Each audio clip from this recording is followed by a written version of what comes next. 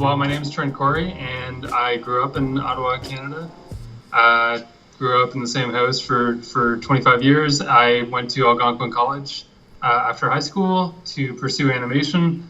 I didn't know anything about animation when I entered the program there. I loved filmmaking in high school, but I never took an art class in high school. Drawing was it was a thing I enjoyed, but I didn't really ever think about pursuing it. So it wasn't until the end of high school that my mom and my film teacher kind of connected the dots for me and said, well, you love art, you love filmmaking, animation seems to be a marriage of those two things. So I entered Algonquin College, mostly because it was nearby and it was cheap. I mean, it was like a perfect place to go. And I spent 3 years there and started working in Ottawa in the animation industry there in TV, some commercial stuff, and then out to Vancouver for a little bit, and then I've been at Disney now for 5 years. So what kind of stuff have you worked on at Disney?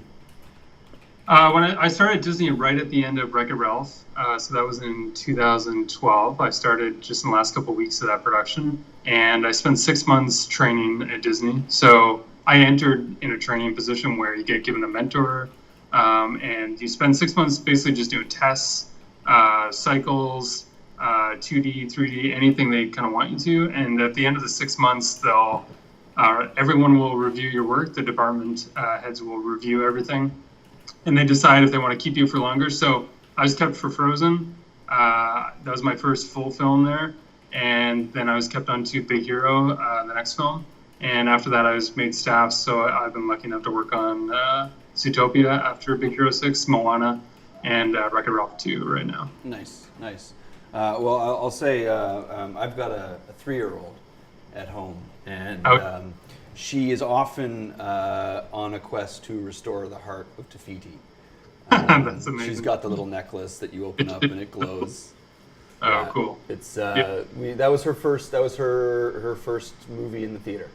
That's so cool. Thanks for saying that. It's like that. I find that's the biggest reward of this job. Whenever things get tough, it's like you just go online and look up stuff like that. There's hundreds of videos, and it's kind of like a nice way to say, hey, what you're doing kind of matters for some people out there. So it's very cool. It's interesting because it's a conversation that we kind of have. I find myself having relatively often these days because you get into.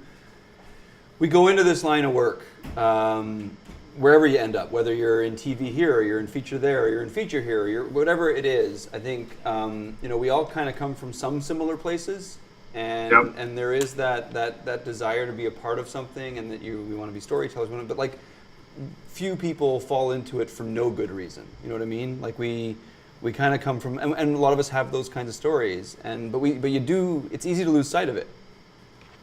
You can lose sight, so it's a nice way to remind yourself, why you got into it. Yeah, this shit is magic for kids. Totally, man. Yeah, for me that movie was Lion King actually. Yeah. I remember that scene. Like I was in theaters. That scene of Mufasa dying stands out. Spoiler for anyone that hasn't seen it, but you should have seen it by now. When he dies, I was like, I'd seen other Disney movies up at that point, and when he dies, I'm like, well, it's okay. Someone's going to cry at the end and the tear will touch him and he'll come back to life, right? But then, like, you see his carcass hand, like, his dead hand going Simba, and you're like, oh, shit. No, they did it, man. They took him out. And that moment stuck with me in theaters big time. It's crazy. I Bambi at a drive-in theater. Oh, yeah. When I was a kid. The lawn chair out in front of the car, the fire was terrifying. But it's the same thing. It's like this is they don't shy away from this stuff, it's when it's real, and those moments are important. I love that stuff. So you're having some fun. I'm having a blast out here. Yeah, I can't believe it's been 5 years. Like it really just feels like I just started here. I know that's kind of a cliche thing to say, but it's just been like film after film, and the first couple of years here, just grinding to try to keep the job and trying to the whole prove yourself mentality. So it's gone by so fast. Like it's crazy. It's interesting because it's I'm really grateful you were able to do this with us because it's a different kind of perspective. We What we're doing with Startoon is very focused on the TV business here in Canada, and we are aimed on those sort of creator-driven, trying to find a way to break that kind of show here in Canada, which seems to be very prevalent in the States. I know myself, I've toyed with low-budget feature here in Canada. Like we're now at a place where we're starting to make more feature films, but you chased that old-fashioned animation dream. You chased the Disney dream, and it's something that is sort of like, it's a different, it's kind of its own thing within all of this. And I know a lot of probably young people at home who, as Canadians, first of all, as Canadians, we tend to undervalue ourselves. We tend to shy away from our own notions of ambition. And so it's one thing when you hear about a kid in Kansas who dreams of being a Disney animator, and they go off and whatever, and it's that path. It's another thing here when you've got a border in the way and green card things to think about and all. There's a lot of reasons why a lot of people don't even try in the first place. Right. You know, like you build up a lot of reasons right off the bat. And you, I mean, like I met you coming out of Algonquin, you and Colin and amazing short film that you guys had that year. It was clear you guys had ambition as a group. But it's you're for some people you've pursued something that, I mean, strangely enough, it's a bit of a rarity. Coming out of Algonquin, I mean, Algonquin's very much a TV program, but you get some really strong fundamentals. But you had to really you had to chase to do it. Yeah, it's funny because I didn't think about it that much. Like I knew that I loved Disney films. I grew up in a perfect time in the 90s where all these Disney and Aladdin, all these influences were coming, and then later on like Toy Story and Pixar stuff. So for me, it was always like, okay, I'm gonna make a push to get there. Like I love working in TV. I love TV stuff, and I'm still a huge fan. And I get completely jealous seeing TV stuff sometimes, like the Mickey shorts. I'm like, God, sometimes I wish I was doing stuff like that. But yeah, it was always just kind of like, well, I'm gonna shoot for this Disney thing, and if it doesn't happen, that's okay. I'll be able to try other things. But it was like, let's just go for it. And I got lucky. Like there was, I think until Sony Vancouver opened up, like it was really hard to jump into CG feature in the US because you would have to gain experience somewhere in Canada, and there was nowhere to get feature experience. And then all of a sudden, like just when I'm coming out of school, just as I'm learning 3D, Sony Vancouver opens up and I get a slot in there on Smurfs. So I'm able to get a credit, which, and it's the Smurfs, but it was like before then there wasn't a lot of CG features going on in Canada. So, and now, Hotel Transylvania, all these movies up in Vancouver, a lot of Canadians are getting a lot more experience in feature film because of that. Yeah. And being able to make the leap. So it just kind of, when I was in college, I never thought like, I'm going to move to California and work at Disney. It was just like, I'm going to keep working at this thing and keep setting goals and keep applying to Disney. But I never actually thought it would work out. I think my only vision of like Hollywood was from the Muppets Hollywood movie. Like I didn't even know what California or Hollywood was. Had you never been out west before? No. I never like been to the studios before down here. It was just like, it felt, even though you're right, like we're in Canada, it's not that far away, but it felt far. Yeah. Like just being at Algonquin and having the border there and not knowing anybody that works at the major studios, it felt really far. It does. I mean, I think it's fair to say it does. It feels a very, very removed, and it feels like it's its own rarefied air. Like, I mean, it's not uncommon today. We have a lot of brain drain, a lot of talented people who go off to Cartoon Network and who go off to Nickelodeon and to work in TV. But our programs, I mean, like Sheridan is very much it drives towards feature. Algonquin is a TV program. Most of our colleges are TV programs. And we have such a robust TV industry that it's sort of like that's the natural rollout for a career in Canada. Totally. Because of that, most of their grads get jobs right away. And there is this notion, and I mean, and I suffered from it too. When I first started out, there was always this thing of maybe going off to the States, but even when I was because I started in Vancouver, and like Hollywood is just south, like it's just down there. It still feels like some kind of barrier. it still It feels does. far away and removed, and like it's something that's like, how dare you even want it? You know? Right. Like, Yeah. because I mean, part of that I think is part of our Canadianness. Like I think so. But It's funny because, like what you said about that Canadianness, like Canadians do really well down here. Like from what I've learned in my short time in the industry down here, is like there's that kind of like prove yourself mentality that I think a lot of Canadians have. Maybe it's from working at a faster pace in the TV gig in Canada, but I know a lot of like the guys at Nick and Cartoon Network, like they do a killer job, and there's probably about 10 Canadians on the animation team here at Disney. yeah, And just all there's something about it. It's maybe not a country thing, but it's like that idea you come from a small town and you got something to prove to go to the big city, and that's kind of what it feels like a little bit. So let's just revisit kind of the path you took, because I mean, coming out of Algonquin, you guys, and I'll say it again, like you guys did distinguish yourselves with a film that was, because at the time there wasn't. I know Algonquin went back and forth a lot on like, what is the outcome for our graduates, and sometimes it was more, and it was more focused on making a film, and other times it was less. And I, like, for the sake of on the record here, I mean, I've taught at Algonquin. I love the program there. They've always been really good to me, and they've got some stellar graduates. I'm a big fan of the program there. But they have struggled a little bit with identity that way, in terms of, focusing on filmmaking versus focusing on filling jobs. Right. And you guys came along with this film that was quite different from everything else that was being produced at the time, and it was this sense of like, okay, you kind of raised the bar a little bit with this thing. I think like that maybe has a little to do with when I was in second year of school, it was in 2008. Shane Plant, he was a recent grad. He had what I thought was the first like fully completed film, and just it looked beautiful and it was fully animated and fully colored and everything. And I remember being like blown away seeing that thing. And it was the first time where I thought, oh, you can actually finish a film in this program, because a lot of them had been kind of work in progress or unfinished. And I looked up to Shane's work a lot. So after second year of college, myself and May, who was one of the partners on the film, we both got jobs in the industry at Mercury. And we were trying to decide, like, do we go back to college or do we just stay and work? But we really wanted to make a film. It was like, how many times in your life, and you know this, it's a struggle to make short films after you leave college. It's really hard. So we're like, let's go back and do it. But if we go back, let's do a group film. And Colin was a good buddy of mine. And so we spent the summer just planning this film and setting like a really high bar. And I think that was because we had seen Shane, we'd seen someone complete something.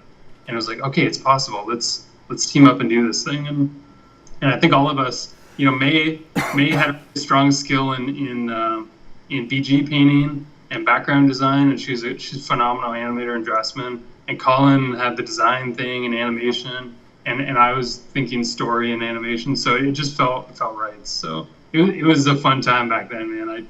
I remember meeting you then at the open house back in 2009 and talking about films after that. It was awesome. Well, that's so. How do you feel? If you go back and watch it now? I try not to.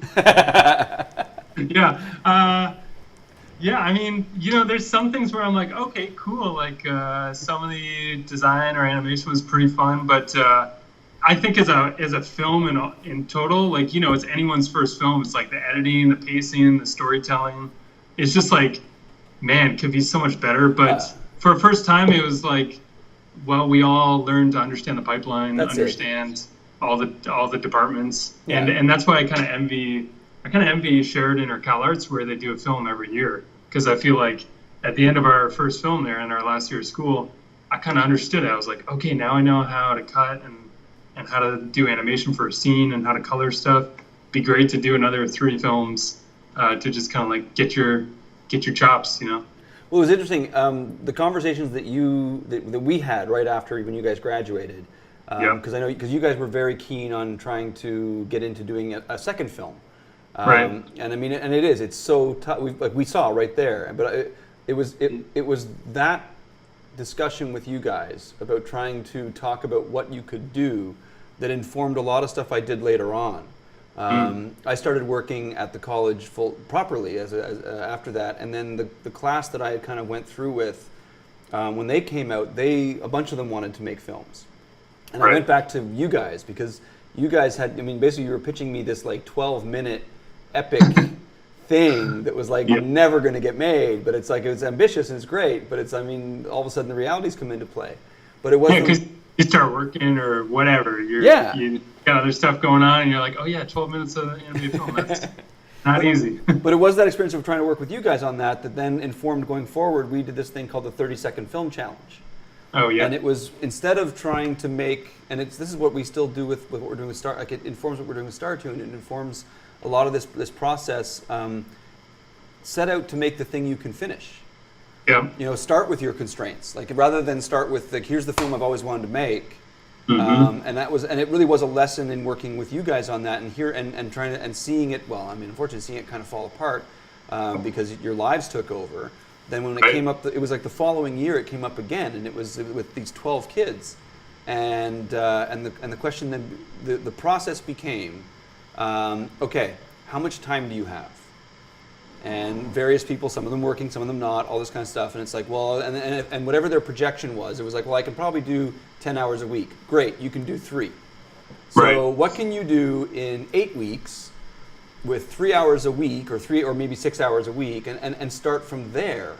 And that was how we developed the pitch. And about 4 or 5 of them actually completed their first film post-school.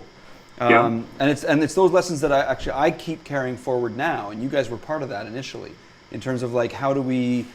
I'm glad our failure could help. It's like, I mean, it was a lesson maybe for all of us there, where it's like, because the films you're talking about, like, I love that sort of thing. I love these 24-hour CalArts or Sheridan films. I love these quick sort of raw, just...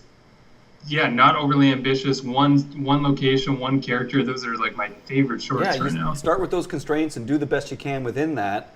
And next thing you know, like, because they're accomplishable. And so we talk to people, it's like, you can spend the next 10 years making one film. That you'll, by the time you get halfway through, you want to start it again and all that kind of stuff. Or you could spend the next year making one film. And when that's done, you like a 15-second or a 20-second or a 30-second film. And then you do another one. And you learn from that. Yeah, and 10 years later, you got 10 films. You spend 5 hours on an illustration, or you redraw that drawing 50 times and get a better drawing out of it. I totally agree with that. And I'm still, I don't know if I learned that much from it. I'm still like stupidly ambitious, but and that's why I haven't made many short films. So let me, it's a digression, but so from there, you went out because you got into Animation Mentor like you did that next, didn't you? Yeah. So what happened was, so I worked in my second year of college. I worked at Mercury for 4 months on Toon and then I went back to school and finished my film. And I started working again at Mercury, doing a bunch of different things. I started as my first job back was a background designer. I found out that wasn't for me, even though I went through most of college thinking that I really wanted to do background design. It turns out I didn't love it when I started working in it. And then I jumped back to animation for a little bit. And then I started storyboarding with Kyle Marshall. I was doing storyboard cleanup on Jimmy Two Shoes season 2, and helping Steve Lamb with some character design assistant work. And I love doing that stuff. I'm working with those guys. And then I decided to take Animation Mentor. Yeah, that was kind of a point where I was trying to figure out, like, okay, how do I get to this feature thing? And I believe that came because I showed Disney my reel at the Ottawa Animation Festival. Don Yamazi and Matt Roberts were often there, and you know those guys. And I remember them giving me feedback, like, they said something along the lines of, no matter how good your Harmony or 2D animation is, if you want to work at Disney right now with the 3D films they have coming up, you're going to have to show that you know 3D. They're not going to just take you with no experience. So that was like a click for me, like, okay, I got to do something about this. So I signed up for Animation Mentor while working full time. And for me, that was like, it was expensive, man, because Algonquin, I hadn't paid, it wasn't that expensive. It was like maybe $3 or $4 grand a year. And then all of a sudden Animation Mentor was like you pay it at $1,500 a month or something. And it's a great school. They get a lot of good stuff out of it, but it's super expensive. So I only lasted in it for about 3 months. I worked on it Saturdays and Sundays for 6 or 8 hours a day. Yeah. And, at night when I could, but I was pretty busy at Mercury too. So I felt like I was starting to get it a little bit, but not quite. And I think my last assignment there was like a ball and a tail, or like like very simple stuff. But it was enough to like kind of get me itching for more 3D. So from there, I just started doing my own tests. Once I left Animation Mentor, I dropped out after the 3 months and just started doing my own tests with the rigs online. And eventually, when Sony had that opening, I applied to them. I was still working at Mercury full time, still doing my tests on the side, and Sony Vancouver hired me off that. So what did you get hired to do at Sony on Smurfs? Yeah, it was kind of crazy. I don't know if I've ever told this story before, but I was on the phone with the animation director, Troy Saliba, and he was asking, like, I only had one shot in 3D on my demo reel, and everything else was 2D or Harmony. And he said, like, so you know 3D, right? And I was like, yeah, I totally know 3D. And he's like, because you use Harmony, right? That's like 3D. I'm like, yeah, they're pretty much the same. I like completely BS'd that, but I wanted that job so bad. And I was like, okay, I know if I get the job, I'll be able to jump in and do it. So he offered me on the phone. He said, okay, well, we don't think you're ready to animate on the show yet, but you can come in and do crowds and like clean up stuff. We have a position. So I'm like, perfect, let's do that. And they said, you'll be on for Smurfs, Men in Black, and Spider-Man. That was the deal. So I'm like, cool, let's pack my bags. And I moved out to Vancouver. And I got there, and my first shot was, they said, the supervisor came to me and said, I know you got hired for crowds, but we don't have any crowd work, and we got shots that need to get done. So I got this medium shot of Papa Smurf and like this facial rig. I'd never seen a facial rig before. It looked like, I don't know what it looked so crazy to me. All these there was like 80 eye controls and all this. And it freaked me out, man. I was like, damn, sink or swim, like just got to get in and do it. So I spent 4 months on Smurfs doing that, and I just did shots the whole time. And no, I didn't end up doing crowd work or anything. So I did shots the whole time. And then my first like lesson in the industry, I got Men in Black got pushed, Spider-Man got pushed, and I got let go after 4 months. So I'm like, now I'm in Vancouver. I have no 3D work I can use on my reel because Smurfs wasn't out for a year. Wasn't out yet, yeah. And I was just like, okay, now I'm in Vancouver. I don't know anybody, and I don't have a job. And it's the most expensive city to live in.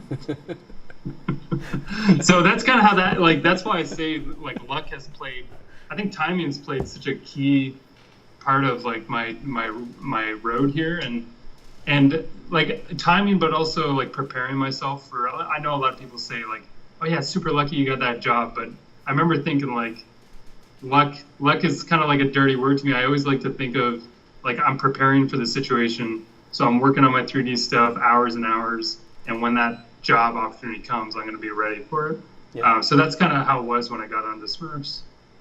It's something that does come up a lot. And people in, whether it's someone like yourself saying, like, the feeling, like, saying that they've been lucky, or it's, but it is, you have to be prepared to, when opportunity does present itself, you have to be in a position to capitalize on it.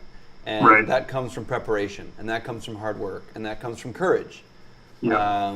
Because a lot of people would get offered that opportunity and chicken out, mm-hmm. because they know that they actually don't know how to do the job when they say that they do. But then also you have to be confident enough to know that when you get there you can learn it. Right. And there's a lot that goes into being lucky.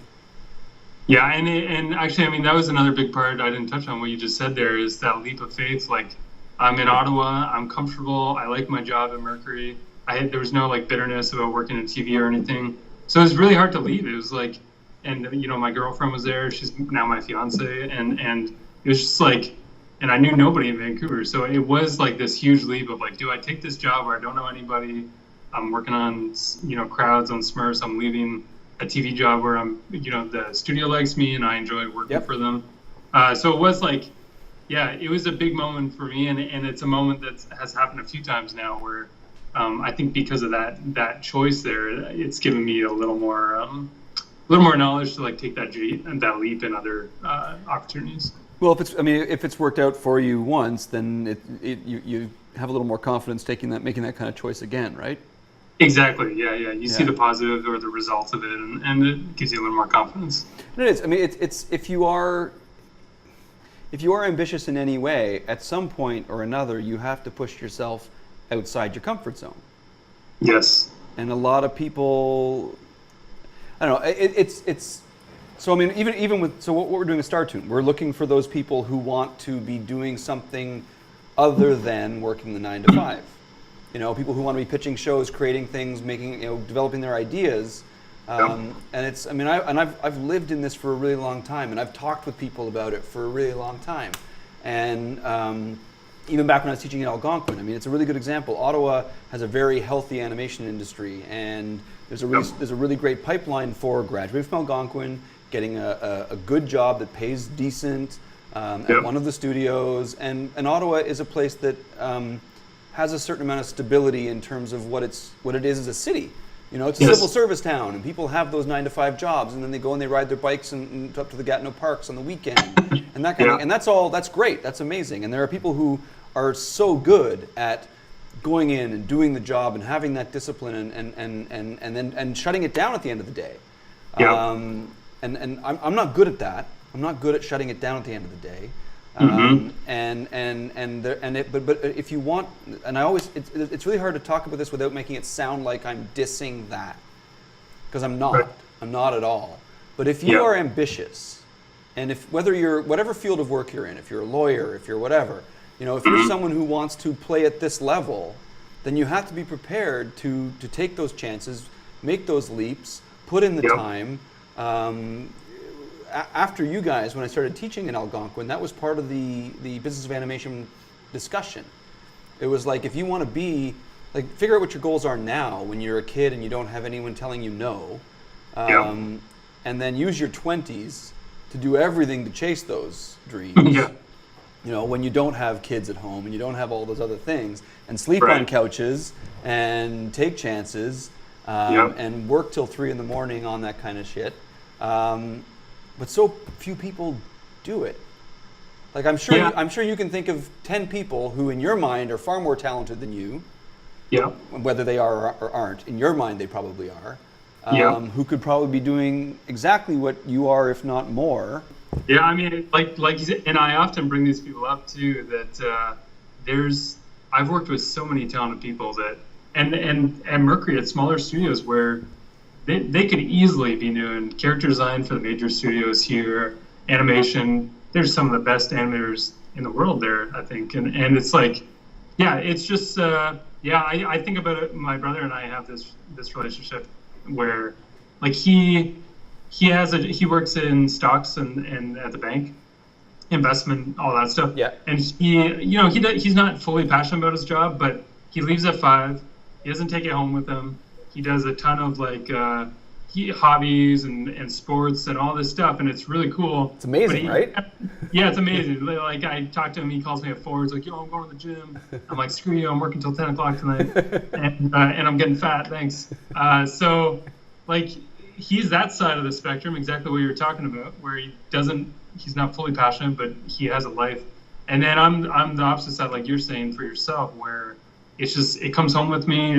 It's animation's turned into a lifestyle. I mean, I'm trying to find a balance, but I definitely, like, during my 20s up until now, it's just been putting the work in. But you know, I have a fire still. I still want to create and pitch shorts and pitch features and all this stuff. So it's a lifestyle choice, I think, big time.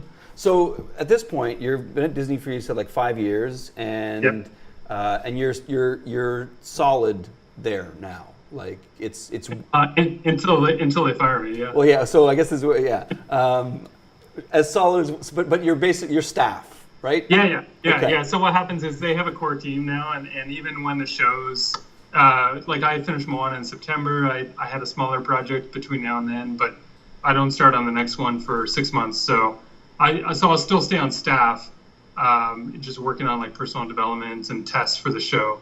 So their staff team is kind of a core thing that sticks around. So it does feel safe, and like, yeah. Being part of that machine and that system, and being somebody who is ambitious, and you've talked about, when I first met you, it was about wanting to tell your own stories and wanting to make films. You're living in this ecosystem, the Disney ecosystem. Yeah. Do you, because it's foreign to guys like me. It's foreign to people in the TV business here. If you're somebody who wants to be pitching stuff, where is the opportunity at a place like that? Do you see that opportunity? Do you have that room to grow? For sure, yeah. There's there's definitely growth room at Disney right now. I like the old shorts program is a good example. That's where like Paperman and Feast and Inner Workings and the Mickey short, they all came out of that, and that was a program where anybody in the building could pitch, from another director to security guards. Like anybody could pitch an idea, and the best ideas rose to the top. And if your idea got picked, you got to direct. So that was part of the old program, and some amazing shorts came out of there. And they're kind of working on a new program. I can't really talk about it a whole lot right now, but I pitched something about a year and a half ago, and I just finished making it here. Oh, nice. So I have been part of something where it feels like I'm able to tell a story and pitch an idea from paper and take it all the way through completion. Outstanding. That's amazing, man. Yeah, so I just finished that. Nothing's been announced. It's completely unreleased right now, but there is room for stuff like that. And there is, I'm also thinking about story a lot right now. Like, do I want to stay in CG? Do I want to try story for a little bit? And there's room internally to try different things like that. So you're not feeling like you're getting pigeonholed, or it's... No, I think it all just goes to, like, if you have the ambition to do it and you're working on it on the side or pitching ideas, there's room for it for sure. It's not going to be just given to you, but if you're pitching that stuff and working for it, there's definitely room for it. Nice. Yeah, I mean, it's harder at a bigger studio where there's so much talent here. Like our animation department, we have 70 people right now, and they're all the best animators I've ever worked with, all under one roof. They're all very capable of being supervisors or heads of animation. Yeah. But there's only 2 or 3 per show. So in that sense, like, it's a little harder, but it's just because the talent here is so, it's like up in the visual development department. It's like everyone there is an art director, has the skill to be an art director. There's only one art director per movie. So when you have 3 art directors under one roof, and you got guys like Corey Loftus and Bill Schwab and Ami Thompson, like all these designers that are incredible. It's humbling. It's like, man, we have this internal software where I can see everyone submit their animation every day. I just go on there every day at lunch and just like feel sad about my work. Like, there's so much talent here. It's unbelievable. I get blown away every day by just seeing artwork or animation up and around. So yeah. I mean, I still remember, my first job, and that sense of like walking into the room and sitting down to draw, and I mean, even at a studio of like, it was like 75 people at a studio in Vancouver, and everybody in the room was better than me. Yeah. And that's amazing, and it's like, holy shit, so much work to do, and it's inspiring. It's also daunting, and it's depressing, and it's all those complicated things. Does that motivate you more? Does that inspire you more? Being like the small fish. Oh yeah, at the time it totally did. It was like I worked 16-hour days every day. I was like, I paralyzed my arm in the first year because it was I've never drawn that much in my entire life, even and to this day. Like, I mean, I don't do it for a living the same way I used to. But 6 months later, I was showing someone how to do good cleanup and doing those kinds of things, and it should be like that. And so let's be honest here. You guys, you're at Disney. There are 5 places in the world where you're going to have that level. Right. You're playing with the best. Yeah. And you're there deservedly. I mean, like, you're good at this, man, and you wouldn't be there if you weren't. But yeah, it's got to be constantly humbling and constantly challenging and constantly inspiring. Oh, big time, yeah, yeah. And like it's funny you said that about like your arm. I remember thinking in college, and this is advice I try to give students now too when they ask is that, I had a lot of friends that looked up to like Glenn Keane or Eric Goldberg, which is awesome. Like, holy shit, those guys are the best, right? Yeah. But I always found it better to look up to people that were just like a little better than me. Like I looked up to Shane Plant, when I was in second year of college. Like, okay, if he's my age and he finished a film, Yeah. why can't I do that? What's stopping me? And then, when I left college, it was like Trevor Hunter. He was a grad that graduated a couple years before me, and I'm like, well, he works at Sony. He learned 3D. He went through Algonquin. Why can't I do that? It was like, I love being that kind of like underdog and trying to get up to their level, and I still do that today. It's like I try to look up to people that are just kind of notches higher. I look on Instagram or Tumblr, and I see these like 21-year-old students coming out of college that can draw circles around me. I'm like, shit. Okay, well now I gotta like, yeah. It's crazy. Instagram kills me. Like it's daunting when you see and you look at how young these people are. I know my emotional arc on Instagram was like, oh, cool. Shit. And then I like cry for 10 minutes and give up on drawing for 20 minutes and then get back to it. And then post a picture of your food instead. Yeah. Yeah. Yeah. No, it is. It's daunting. It's crazy. Like and yeah, the level of talent. I was just visiting over.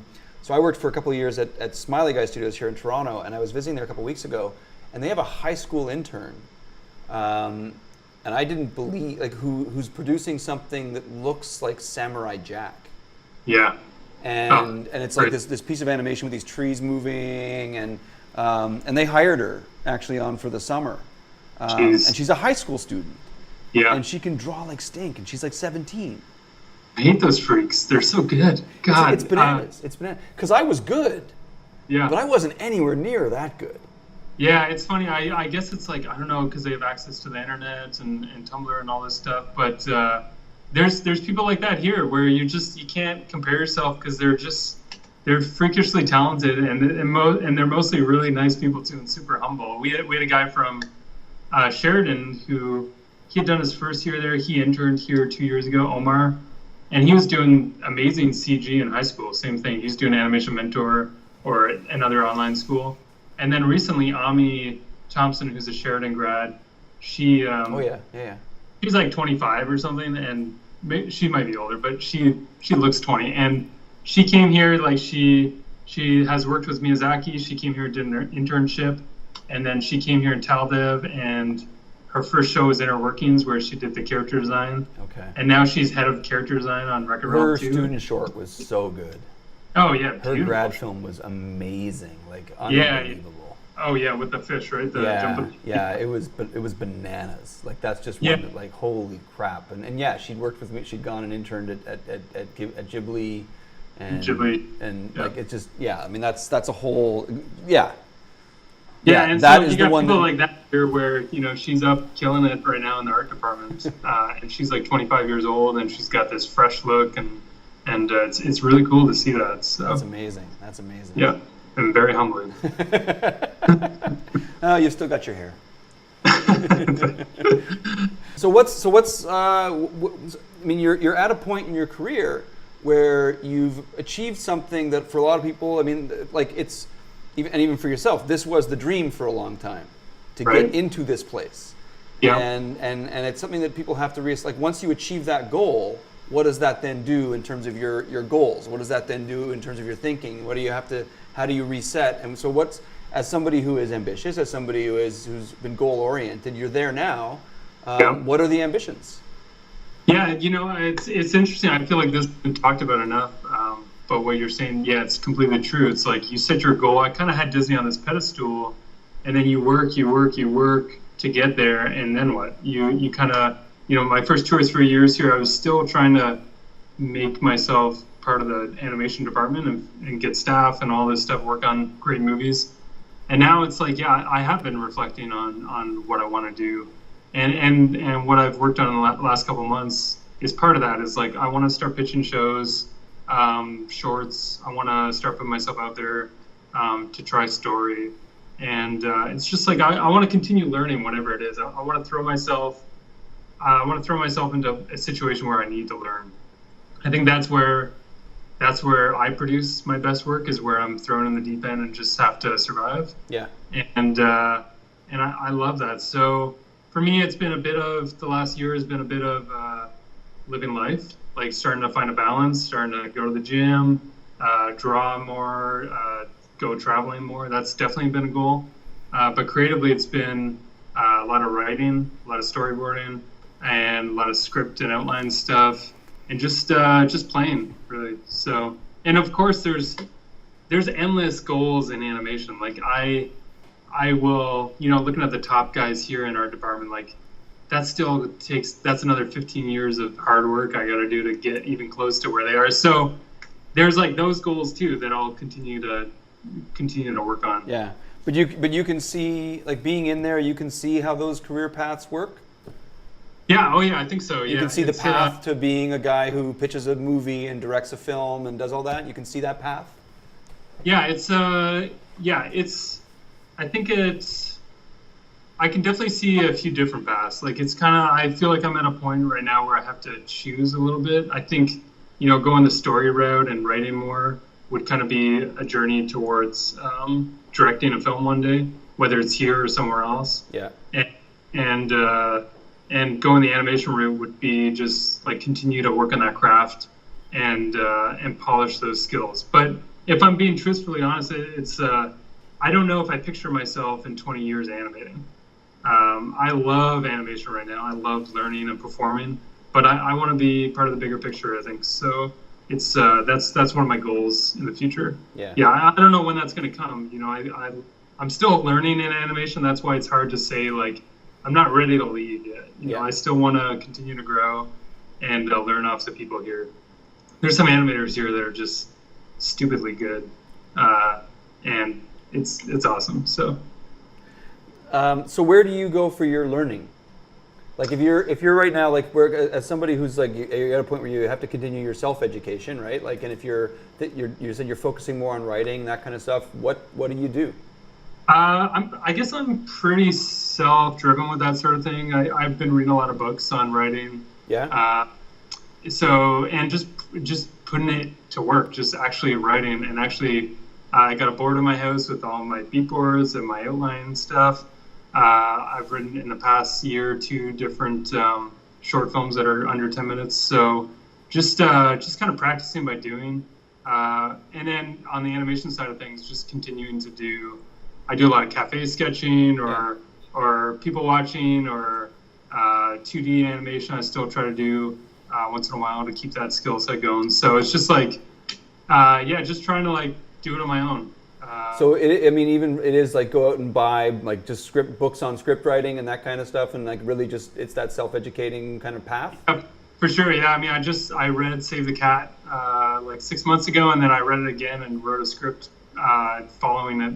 Like wrote a script along with the chapters of the book. Yeah. All the way through, and just stuff like that, and then actually taking that stuff and putting it into practice. Whether it's like working with a friend here and developing a short or developing my own, is just like repetition. I think right now is how I'm learning. Yeah.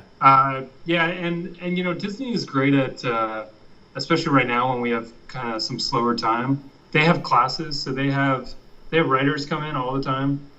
They have screenplay people. They have actors. They have story artists and directors from other studios come in and give lectures. So I just I try to throw myself at all that. I just try to say yes to everything and just go to it and take away what I can. And I'm super lucky. I'm in a place where, like Disney, where it feels like you're at a festival, like a really good festival all the time, where they have these great keynote speakers. They have sculpting classes, life drawing classes, oil painting classes. So just throw myself at that stuff. So does it really feel like the stuff we grew up on, hearing about, like, I mean, like when you were a kid, I mean, you're younger than I am, but there's all those old books and specials that Disney would do of like, yeah, we brought lions into the studio and we all went to the zoo and we all went, like, there was always that sense of like, oh, if there was anything that we were going to do, Disney would be the place where you could go and do it, and you could find, and it sounds like you're describing that magical utopia.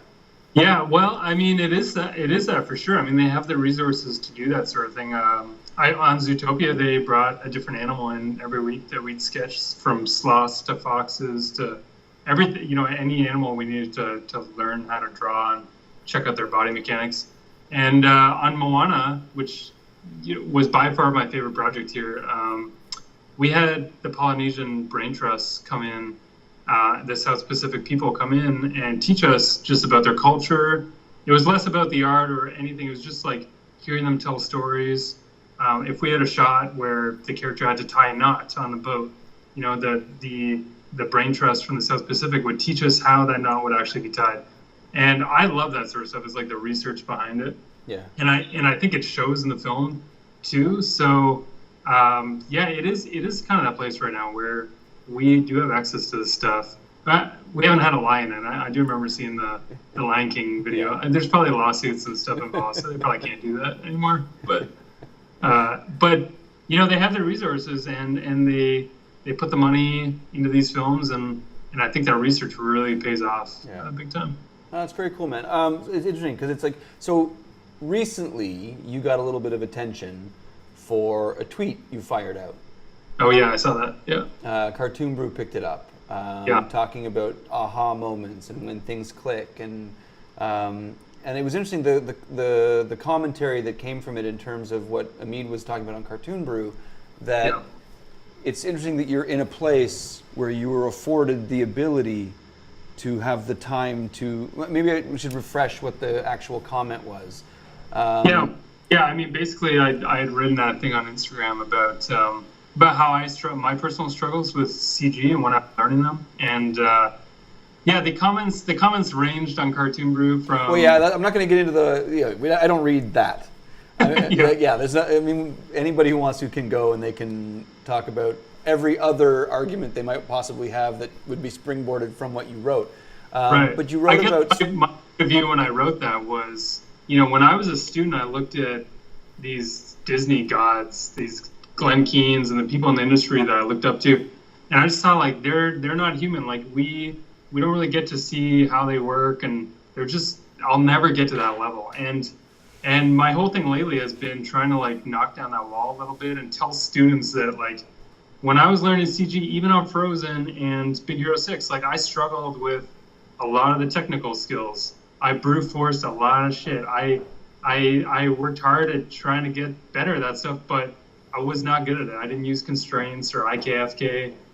It was just like a struggle for me. So my whole idea with that post was just be open and show my weaknesses. Because often on Instagram or Twitter, I just see like beautiful drawings or beautiful animation. And this person says like, here's this amazing thing I did yesterday. And I want to say like, you know what? It's not easy. Everyone here at Disney works like dogs to get their shots looking the way they are. They work overtime. They work through lunch. They have to reblock. They have to restart their shots all the time. It's not like we don't just hit a button and our skill just makes something beautiful. It's like it's a hell of a lot of work. So that was my point of view in sharing that thought. Yeah, and it was so in Amit's coverage of it, he talked about that it is interesting to see that you're I mean, because we hear all this stuff about, certainly in the visual effects world, that people are overworked and underpaid, and there's all kinds of stuff like that. But that you're in a position where the studio is prepared to let you have some time to get good at what you're doing. Yes, and that's kind of amazing to have that a little bit of safety in that. Yeah, to safety net for sure. I think like Disney is, from what I've seen in my experience with Disney, they've been great at that. First of all, I started in the training program where it was like 6 months of just, I mean, it was high intensity. You had to do good work, but there was a safety net for sure. It was like they want to give you time to learn. And I think what's really interesting about Disney is they don't look at your technical skills. They don't even look at your final animation polish skills. They want people that bring ideas to the table. They want people that bring unique acting choices. Because I think eventually, like in animation, everyone's skill set will get there eventually.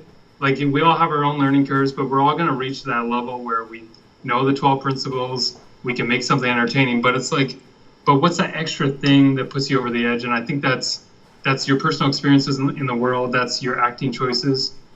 So I think Disney is very good at looking past your struggles, at whether it's using Maya or whatever it is, and just seeing like what you bring to the table. And I was in a fortunate position where I think they saw that and kind of gave me, they basically gave me 2 films to kind of show that I could keep up with everybody. And quota wasn't a big deal. Like it was just like, make the scene great and bring what you bring to it. And I'll be forever grateful, because not every studio is like that. Yeah.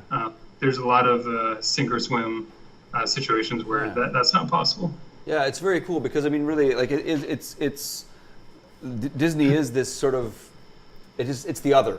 Like it really is from the outside. It's the other. We don't know. I mean, I've met people over the years who worked there and who have adored it and have said wonderful things. As someone who's been firmly a career based in Canada, you know, we've had brushes with Pixar Vancouver, we've had brushes with Disney Toronto back in the day, but it's always been this kind of secondary thing. And there is still this sense of Hollywood, LA, Disney there, that is this big kind of almost faceless thing. Right. And but what you're talking about seems very sensible. Yeah, I'd like to see more of that. I mean, I would love to, because I know if I was a student and I saw that, and I was struggling with the graph editor or something as I was learning, I would have loved to see someone speak up about that. And that was kind of the end goal, because those walls can be up. I mean, I actually feel like Disney, because of their outreach program, like being at Ottawa, like Don. Well, like Don, Disney Don's very good for that. Yeah, Disney, for whatever reason, as big a company they are, they always seem way more approachable than Sony, DreamWorks, or Pixar. It was just like they were there, they would look at my stuff. Eric Goldberg would look at He's review, great, yeah. Remember? So it was like they were kind of starting that. They were being open and all that. So yeah, I mean, thanks for bringing that up. When someone sent me the cartoon brew thing, I was like, oh shit, like. You know, because you never know how those articles, and when you write something on Instagram, you just think like, well, you know, like a couple 100 people will read it, and that's it. And now I'm like, okay, I gotta like think about grammar and all that stuff. So, well, you do. So I will say, for a guy who's been kind of toiling away quietly for a couple of years on your craft, in the last couple of months, you've been a little more public. I mean, I am working at it. I think I did kind of hide away there for a bit and just kind of focus on things here. And now I think it's part of my new goals of pitching eventually and like building a social media. I'm seeing guys online like Brian Kessinger. There's all these great artists online that are really getting out there, and I think, well, eventually, you know, if I leave Disney, I don't have any false illusion that I might be here for the next 50 years. I think, you know, it's a great industry, and I'd love to try other things eventually.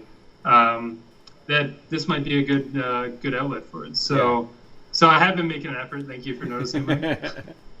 Starting to invest in the Trent Correy brand, per se. Yeah. Branding myself, shamelessly branding myself.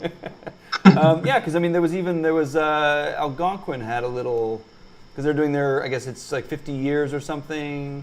Right. They had a little snippet. Yeah. Yeah. So you popped up over there as well, which is nice. You know, like you're being able to touch back on where it all started for you. Totally. Yeah. Yeah. I mean, I will forever be grateful to Algonquin too. I came out of there learning so much. And just growing so much over those 3 years I think about a lot of my experiences from back then. Yeah.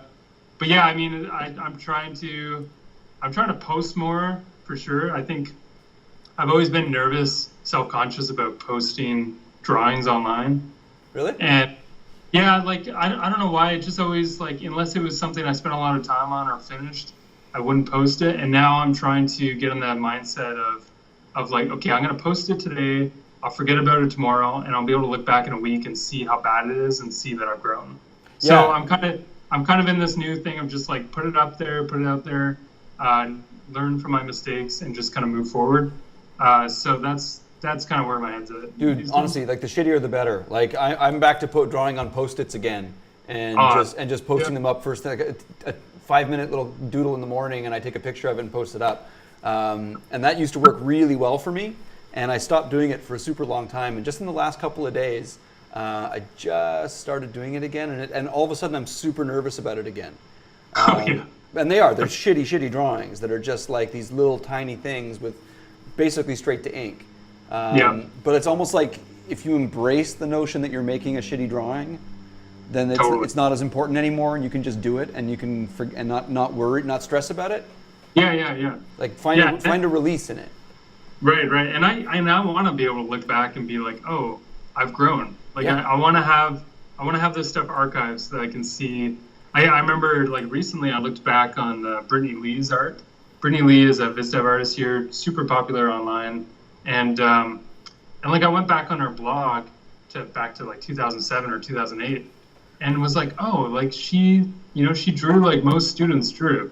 It was like really eye-opening to see when she came out of college, she wasn't Brittany Lee what she is now.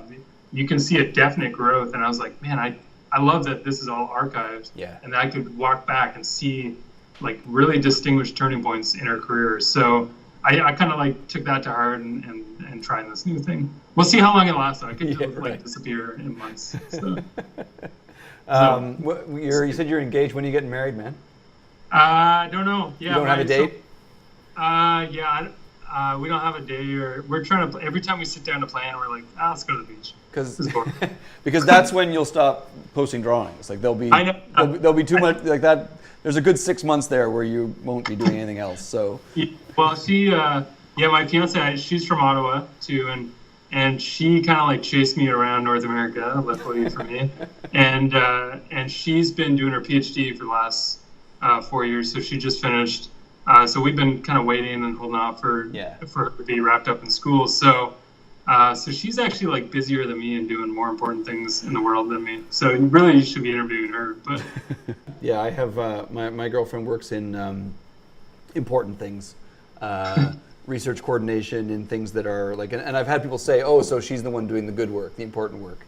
And, And although she will defend, like what we were just saying before, I mean, like you.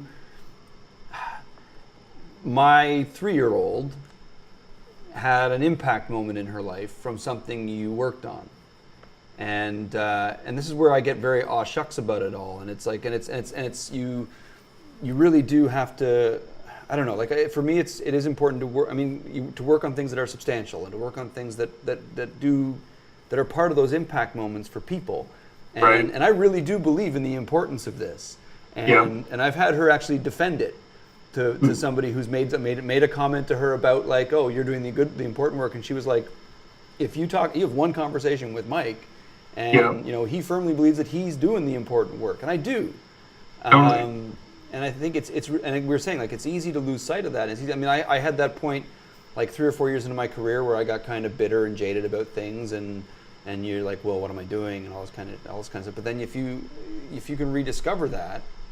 Yep. And it sounds like you're maintaining. It sounds like and I think maybe it's because you get some people, they get in a rut, and you're not challenging yourself anymore, and you start to lose sight of why you got into it in the first place. And dude, I don't get any sense that I'm hearing you talk with the same kind of energy about what you're doing and the same kind of excitement about what you're doing that I heard when you first came out of school.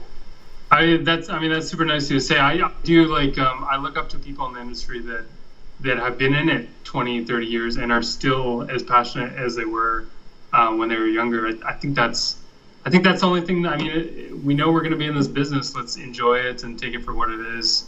And I'm super passionate about it still, for sure.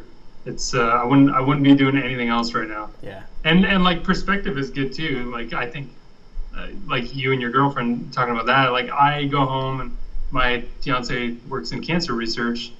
And if I'm ever like, oh, I had a bad day, I had to reblock my shot, she'll come back to me and be like, I had a patient die on me today, or something like that. And it's like, yeah, like we have a pretty sweet gig, and we get to affect a lot of people in a really positive way. Yeah. So, I mean, that's another goal of mine moving forward is I'm more interested now in working with great people and on great projects. It's all about like, I just want to learn from the people and have a good time working on whatever I'm working on. And I'm sure you feel the same way about what you're doing now. It's like, it's more about the team and working on like something that you'll be proud of. Yeah, if you can get to that place where you know you can pay your bills, like it's goals, right? Totally. And then you start to, okay, I've done this. I'm here. I can maintain. So now what's important? Exactly. And whether that's a personal goal of I want to sell a show, I want to pitch an idea, I want to do whatever, or it's that I want to work with good people, or it's that I want to work on things that are impactful. Those are all. It's nice to get to that place where you can think about that. Yeah, totally. And depending on who you are, you're gonna have completely different looks on. I said, I love TV stuff. I could totally see myself going that route one day. And my neighbor here in LA is Kyle Marshall. You know Kyle? Yes, I know Kyle. So, and he's a TV guy, right? And he loves TV and he's very passionate about it. And that guy is super talented. And he's killing it down here at Nickelodeon. So yeah, he's killing it down there, and he's got an amazing show coming out up here. I just saw Amigonauts, just saw the trailer. It looks outstanding. Which is because when I first started, so Kyle was one of my first bosses at Mercury. And he showed me that Amigonauts, he did a short film for Amigonauts in 2009. And now cut to 2017, and we're both living here. We live down the street from each other. And he's got this show taking off in Toronto and killing it down here at Nick. Yeah. And it's awesome to see like our two different career paths and where he's ended up. It's very cool. It's cool that you've got that, like you guys are neighbors. I was going to say, it's that sense of you're halfway, you're a continent away, and you got a little bit of home around you too. That's kind of cool. Oh yeah, it's nice to have a Saskatchewan boy living down the street, and he definitely needs someone to go cheer on the Oilers. So, nice. So yeah, it's we have a little Canadian network down here that makes it feel a little more like home. So, yeah, that's cool. Yeah, that's cool. Big time. Okay, well, so let's just, we've had a lot of advice thrown around, that kind of stuff. We are talking to, generally with our Startoon people, we are talking to young creators who are looking to step outside of their comfort zone and try something new and put their creative voice out there. Is there anything, we have touched on a lot of advice, but is there anything to sum up? Is there any kind of, from your perspective, is there a pearl out there? Is there something someone said to you once upon a time? Yeah, geez, I've had a lot of people say a lot of good things. I think what worked for me early on, and I don't talk about this enough, is that I made it a goal as soon as I graduated to like keep attending like the Ottawa Festival, SIGGRAPH, CTN, like all these little events, and I feel like just as I was getting burnt out sometimes or tired or like I don't want to pursue this feature thing anymore, I'd go to one of these events and kind of get re-inspired. It was like every 6 months I'd get like this little punch up of like, oh yeah, I can do this, and I think that was important for me, like on this whole journey was just like going out there, putting myself out there, being kind of vulnerable, applying to Disney, lining up at the booth every year and showing my reel, getting feedback, and then actually taking that feedback and doing something with it. Yeah.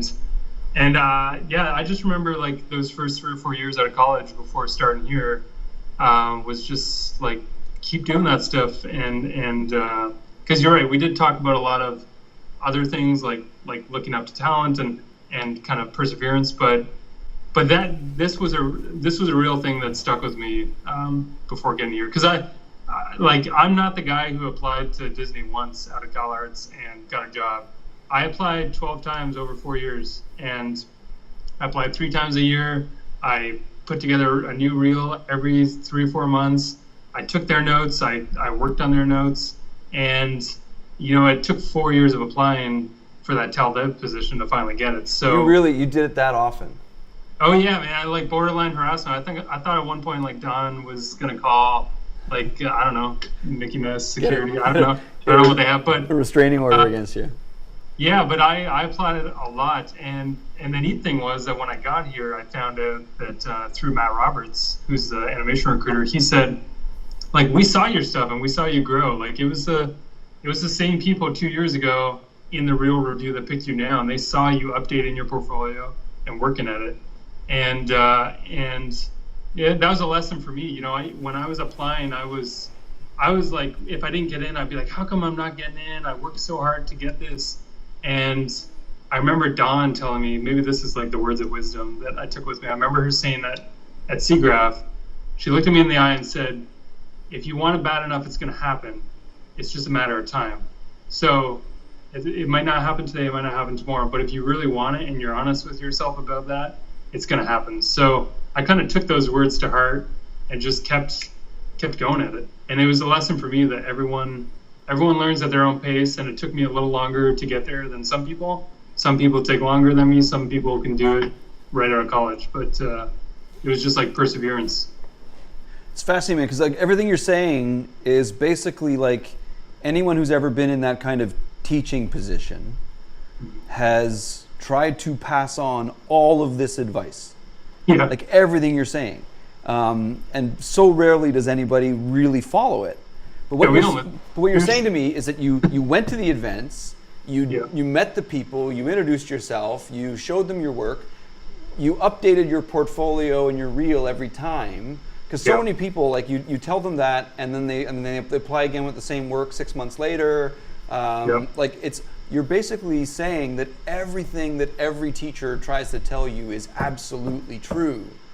Oh yeah, completely. And like I had those friends, you know, that I was working with early on that I'd say like, let's go to this conference, get feedback, and they do exactly what you're saying. They would submit the same reel 6 months later and not really take those notes to heart. So it was just putting myself out there. I kept in touch with all the recruiters. I tried to like keep in touch with Don and all those people from other studios, and just put the work in. I mean, really, it was just like I put the hours in big time. You're the proof, man. You are. Well, I did have some good fortunes on my side, but it was just like it was hours and hours of hard work. Yeah, sure.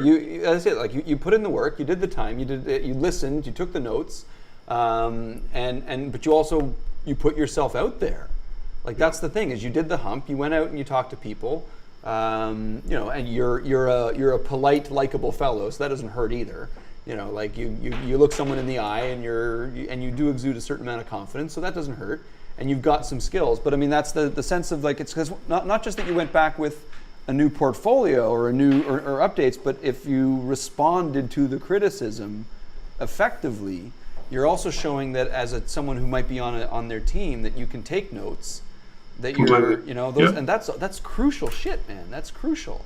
Yeah, that's another good point that's not talked about a lot is I think that's one of the biggest points of our job here is like at the end of the day, the Disney supervisors here, they want to come to work with people that will take their notes politely and execute. And it's like that's 50% of my job every day is like, can I take a note and not just kind of do my own thing, and can I take it and execute what they want? And yeah, that comes from early on too, I think.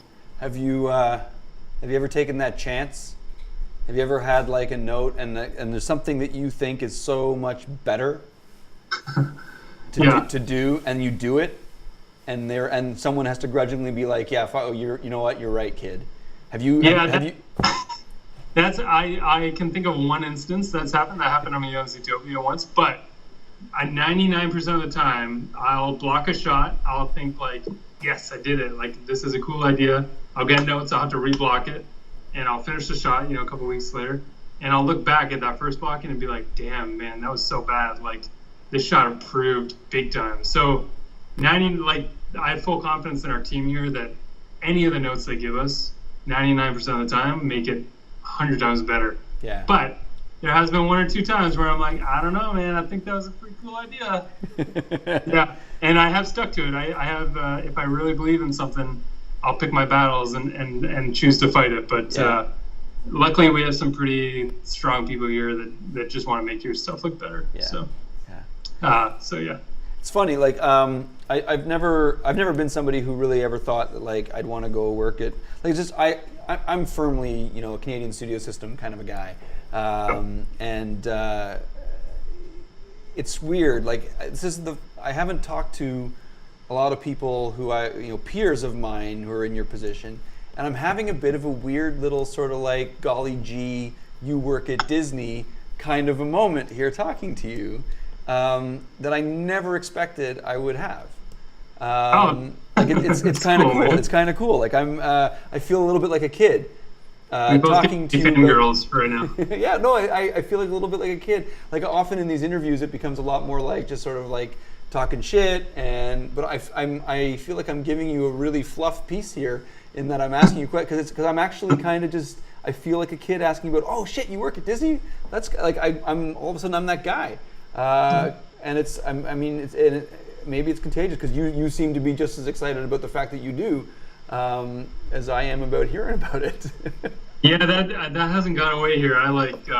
I still, at Disney, when you walk in the front door, you walk under a big Fantasia hat. It's like that Mickey hat from Fantasia. Yeah. And I'm still like, every morning I'm like, damn, this hat is awesome. I like love walking up the stairs. And I'm an optimist maybe and just kind of enjoy getting to draw for a living and that sort of thing. But yeah, thanks for saying that, man. And likewise, I just like talking about animation and hearing what you guys are up to too. Because I check out all the Startoon stuff.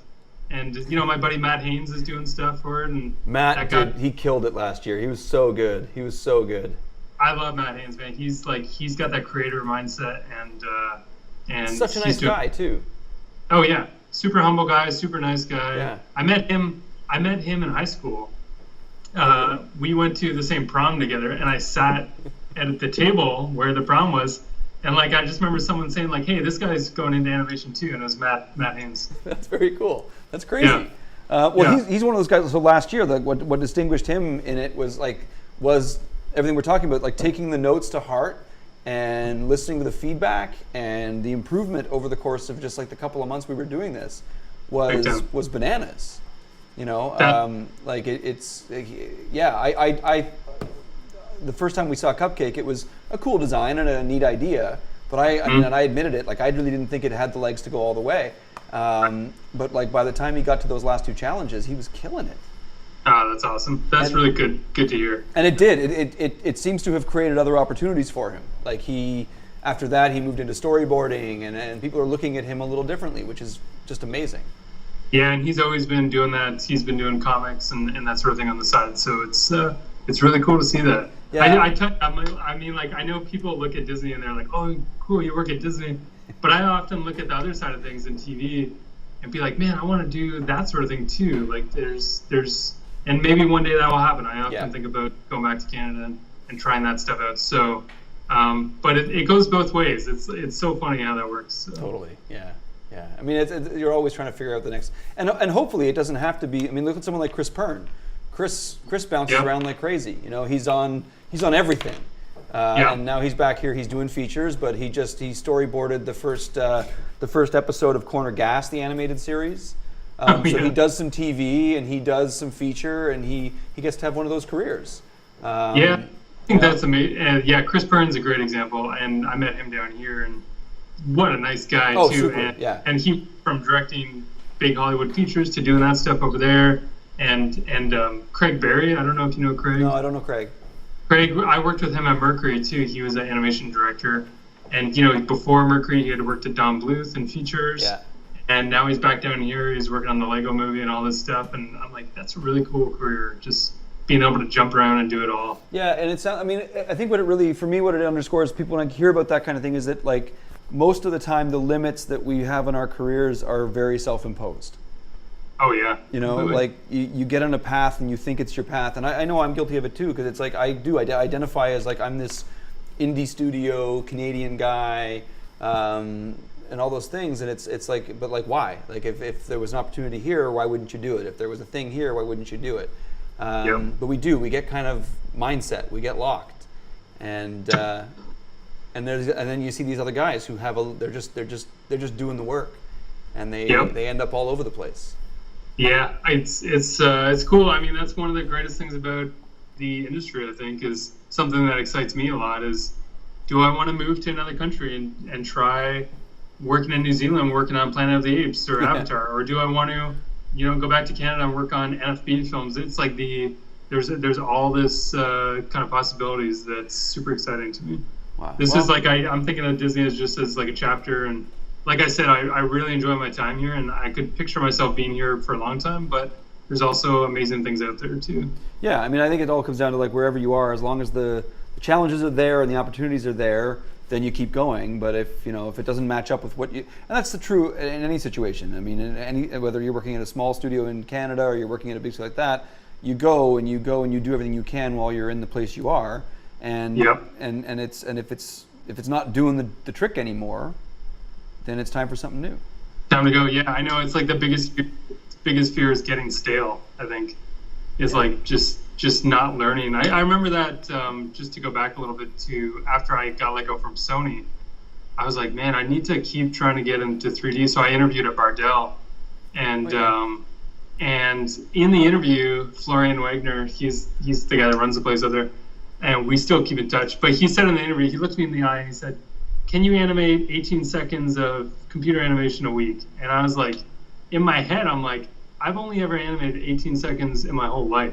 Like, but I'm like, in my head, I'm like, there's no freaking way I can do that. But I'm like, yeah, of course I can in a week, no problem. And it was like, that excited me to jump in my first week there and just be like, okay, time to learn how to be faster. And it's like throwing yourself back in that learning situation.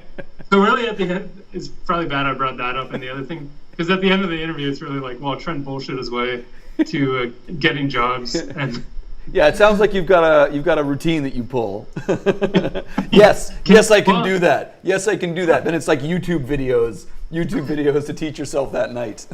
Man, but I love that mentality of like, can you do this? Like, well, I don't know if I can, but I love the idea of trying and trying to learn, whether it's from YouTube or whatever. Yeah. Or $1,500 a month on an animation mentor. Exactly. Yeah.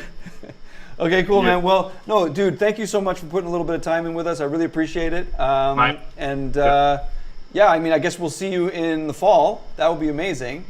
Yeah, I'll definitely be at the Ottawa Festival, so and if ever you find yourself coming down here, come by. And, definitely. I'm starting to look at it like I'm getting to the point where I am kind of due for a trip. So you'll be on my list when the time comes. Yeah, you need a tan, man. I see like a white glare on the bottom. I know, right? I got that farmer's tan big time right now. It's the shiny bicep. It wasn't the tan line. There you go. Anything? Where do we find you online? Tumblr, I guess. I just started the Tumblr thing, or Instagram. So what is it on Instagram? What are you on Instagram? Trent Animation. Trent Animation on Instagram and on Tumblr? Yeah. And I trentanimation.tumblr.com. All right, perfect. We get the little plug at the end, and that's what we do. Cool. Yeah, thanks for having me. It's super fun to chat with you about this. Yeah, this is great, man. It's been a long time, and I really appreciate it. It's a different, like I said, we're very TV, and it's nice to have a little bit of other perspective, because the lessons are all kind of the same, but it's just nice to hear it from another place. Totally, man. I love it. Yeah. All right, cool.